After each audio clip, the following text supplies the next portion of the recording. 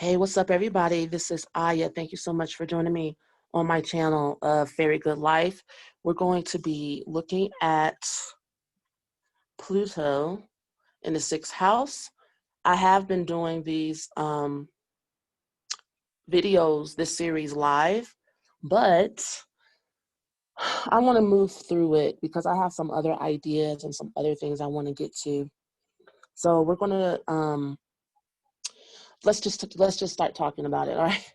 Pluto is a planet of transformation, drama. It's the type of energy that if gone unchecked will drain the life out of you, will drain the hell out of you, will leave you debilitated and looking crazy too. Because um, if you hold on to grievances, or if you're holding on to attacks in your mind, then you will feel like attacking. So this honestly depicts the sixth house to me. Since this is like your everyday life, I would assume that having Pluto in your sixth house is challenging because it's like you're holding back your rage every day. It's like you're holding back um, your feelings of powerlessness make you react to maybe even people asking you to do something for them, to serve, because the sixth house is about being a servant, how you work, how or what jobs would be good for you, or not necessarily good for you. But I find with the sixth house, the everyday jobs that you get, or that the everyday job that you do, just has to do with the sixth house. It doesn't matter if you are happy about it or not. It also has to do with your health. And I'll say this also, that the sixth house is not about a career. This is about like what you feel like you gotta do in order to survive. Um, and so yeah, that has nothing to do with like the 10th house. But it's a stepping stone though. It's like in your sixth house, you're working towards, it's just like a job you do while you're in school or in college or interning. And it could end up being like your everyday job. Like for instance, my sixth house is in Aquarius, and I'm an astrologer sometimes, depending upon what people ask me to do. But that's very Aquarius in the sixth house, because I need a job that is unconventional, that I like to do multiple things. I don't like to do the same thing every day. And if I don't feel like working, I don't want to work. Like if I just want to be free, and if I just want to freestyle it, that's what I do. And it took me a while to get to that point. Well, I guess I started really getting into my purpose in my mid-30s. It's not forever, but it took me a while, to me, because I was searching for it, y'all. I was searching. I was like, I'm like, I can't do this. Like, out the womb, I was like, okay, somebody give me something to sell on the side, because I can't work for people. So with Pluto in the sixth house, you will love like forensic science, being a detective, the mysterious part of life, working with the occult, maybe being a witch, a warlock, working with the dark energies, transmuting darkness into light, which would make you a guru or a gurvi. Now, if you're more on the light end, yeah, that would make you a guru or whatever. But on the if you're on a darker end, meaning you work with dark magic, that would make you like a witch or a warlock or something like that. You have a lot of inner turmoil. The sixth house also has to do with your health. You could have nervous breakdowns, mental breakdowns, and panic attacks, a lot of fear in your energy, anxiety, when it comes to like you might wake up and you just feel anxious and you don't know why. And it's maybe because in past life you might have been attacked in some way, or in this lifetime you could have experienced attack in your childhood, or maybe seen violence in your everyday life. Like in the fifth house, like I just discussed yesterday, the fifth house is physical, like domestic violence, probably most likely from the father, inflicted it upon your mother. Like it's just real, like heavy experience. Now the sixth house,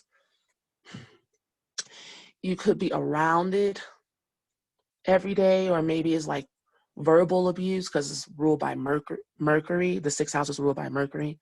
You know, you walk into the house and like there's people cussing. Like there's just not, it's not like a pleasant everyday environment. And you might not be able to keep your house clean growing up. Somebody could have been like a hoarder or something. Since the sixth house is ruled by Virgo, depending upon the energies there, it's how organized you are. That's why I'm saying that. And so with the Pluto in the sixth house, you probably have a hard time organizing your mind, organizing your thoughts, organizing your life. It's like you might feel like, man, I can't like ever chill. It's like stress. Right. That's what it is. That would be a stressful environment. And so I was just speaking on maybe the causes of stress, you know. And so you might be the one in the house that's like the maid or something. You know, you come home and your mom and your dad, I just see like, I don't know, something like Honey Boo Boo. I don't know. Uh, Get in here, take out the trash. You know, it's like, okay, well, why couldn't you do it? You know, but you just do it. And then as you get older, it just creates a lot of rage inside of you, um, to where you don't like for people to tell you what to do. So you might get fired from all your jobs that you work because you can't stand authority. Like somebody's hovering over you, holding their authority over you. And it doesn't even matter. The person will have to be super sweet and docile and kind-hearted, and you have to just know that they're coming from a good place, but you still can't stand it. You're like, okay, I know you're nice and I know you're being kind, but because of what I've been through growing up, you know, with people just taking advantage of the fact that I had to do what they said, I can't stand for people to tell me what to do, you know, which will lead you on the path of being an entrepreneur. I don't really see any other way for you to get around that, or you need to be the boss or something. But see, you're a rebel and a renegade. So you're not like a brown noser type person.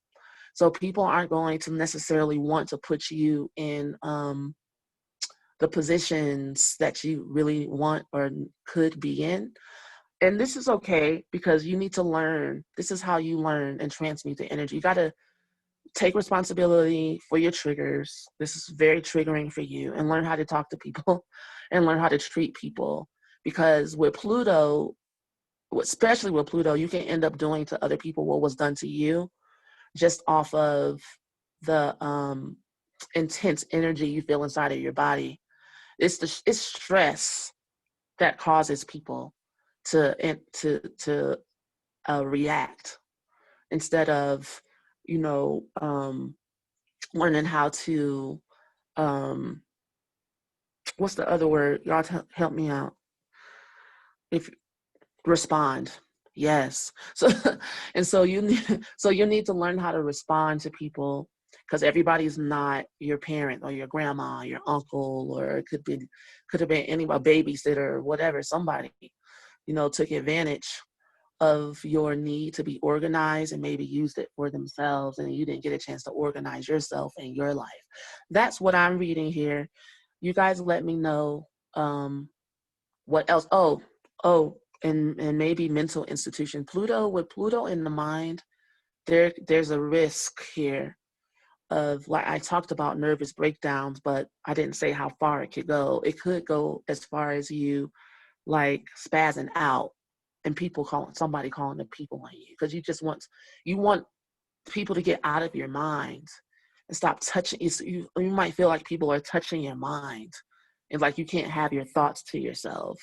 It could be like mental manipulation here, not to the point of like MK Ultra or something like that, like the 12th house, or like with Neptune, not hypnosis type of thing, but like with just being controlled because you're nice, right?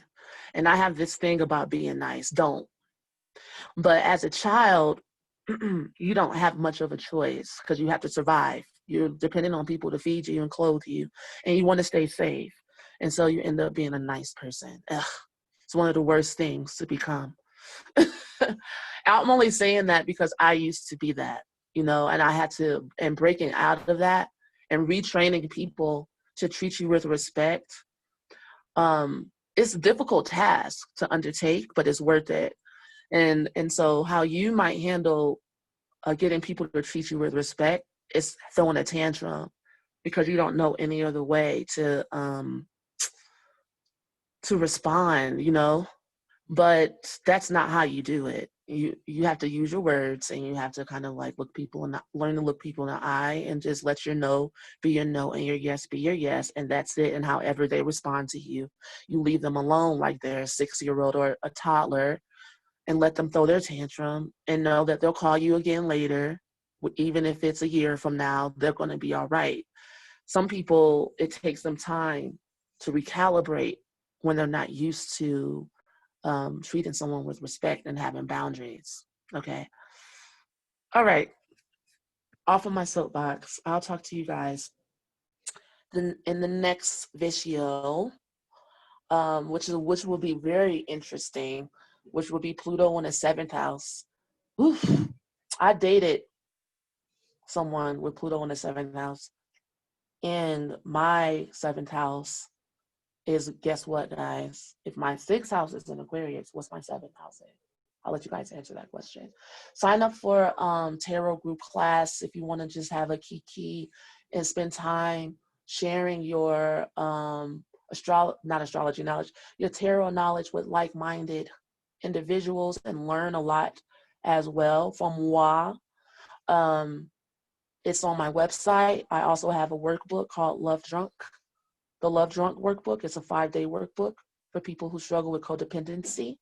I have been getting really good reviews from my clients who I tested it out on, of how intuitive the workbook is and how it has helped them to recover their true self. So, peace to you. Have a great day. Bye for now.